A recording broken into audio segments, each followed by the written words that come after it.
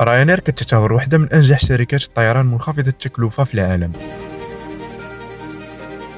بفضل نموذج اقتصادي ذكي كيخليها تربح بزاف في نفس الوقت تقدم اسعار جد منخفضه. الشركه كتخدم بطريقه فعاله جدا، كتستعمل نوع واحد من الطائرات باش تخفض التكاليف وكتعتمد بزاف على المداخيل الاضافيه. هذا الاسلوب خلاها توسع بشكل كبير في اوروبا وحتى في المغرب، وكتبقى اليوم من اكثر الشركات امانا وربحا في العالم. راينير هي واحده من اكبر شركات الطيران منخفضه التكلفه في اوروبا، تاسست سنه 1984 في ايرلندا، وكتخدم اكثر من 40 دوله واكثر من 230 مطار، وكتشغل اسطول كبير من طائرات البوينغ 737. الشركه معروفه بالاسعار المنخفضه وعدد الرحلات الكبير اللي كديروا يوميا. من البدايه ديالها في 1984 لحد الساعه، راينير ما سجلات حتى شي حادثه جويه قاتله، الشيء اللي كيخليها من اكثر الشركات امانا في العالم، وهذا الشيء بفضل SOPs Standard Operating Procedures ديالها. الشركه الايرلنديه راينير ماشي غير وحده، بل مجموعه كبيره فيها شركات كيساعدوها توسع الشبكه ديالها وتخدم اسواق مختلفه. من بين هاد الشركات كاينين بوز في بولون ولاودا في النمسا،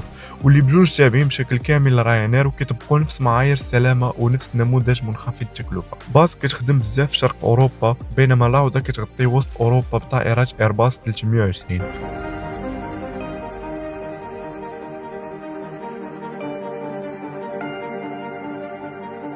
بهذا الشكل كتقدر المجموعه توسع الانتشار ديالها وتبقى من اقوى الشركات المنافسه في القاره. هاد السنوات الاخيره راينير ولات كتستهدف شمال افريقيا وبالخصوص المغرب بشكل اكبر.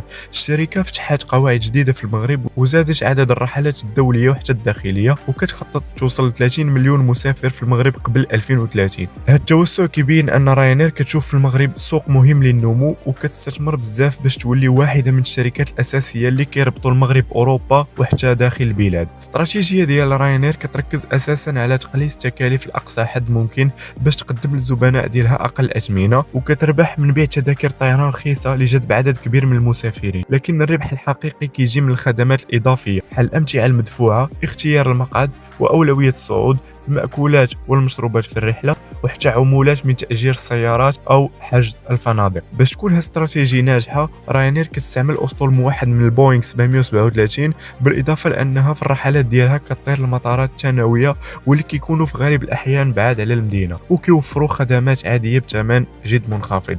راينير كتحاول دير أسرع وقت ممكن ما بين الرحلات واللي كيتسمى بكويك تيرن اراوند، كيكون في الغالب الأحيان ما بين 25 حتى 30 دقيقة باش تستافد ما امكن من الطيارات ديالها. وفي الاخير كيبان بوضوح ان راينير ماشي غير شركه كتقدم اثمنه منخفضه، ولكن مشروع ضخم مبني على رؤيه واضحه وتسيير فعال وخبره طويله. توسعها في المغرب واوروبا ما هو الا دليل على القوه ديال النموذج ديالها والقدره على السيطره في السوق الاوروبي. ومع التركيز المستمر على السلامه، الانضباط وتخفيض التكاليف، راينير غتبقى واحده من الشركات اللي كيعول عليها المسافر سواء في السفر داخل اوروبا او بين المغرب والقاره الاوروبيه.